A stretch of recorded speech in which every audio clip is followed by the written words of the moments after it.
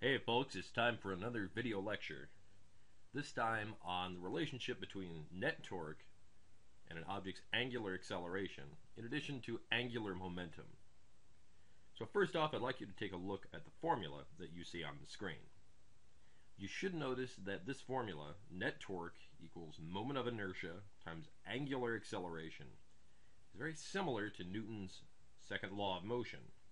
In fact, they're really sort of the same formula, just applied in different situations. Just as the net force on an object is the product of its mass and acceleration for objects in linear motion, the net torque on an object is a product of its moment of inertia and angular acceleration. So, in this situation, the moment of inertia, which represents how hard it is to change the state of motion for an object that is rotating, is an analog for the object's mass. We see this because, obviously, as an object becomes more massive, it requires an increasing amount of force to accelerate.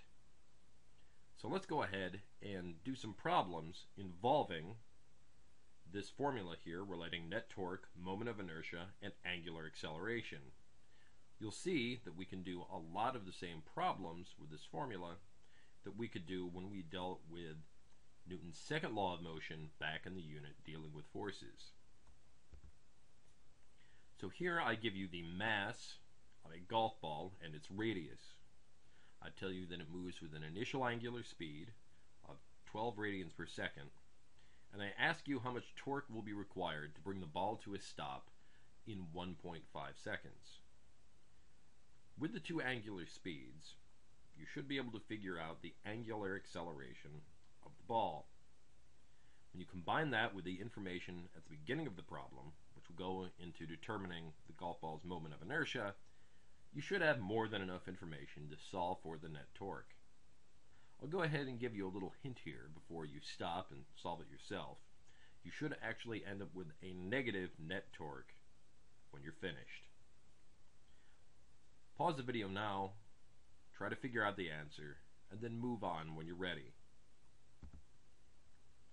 We enter the values, noting that, again, we should end up with a negative net torque because we'll end up with a negative angular acceleration. We enter in the mass and the radius of the golf ball in the formula for the moment of inertia for a solid sphere, and get a net torque of negative 3.2 times 10 to the negative 4th Newton meters.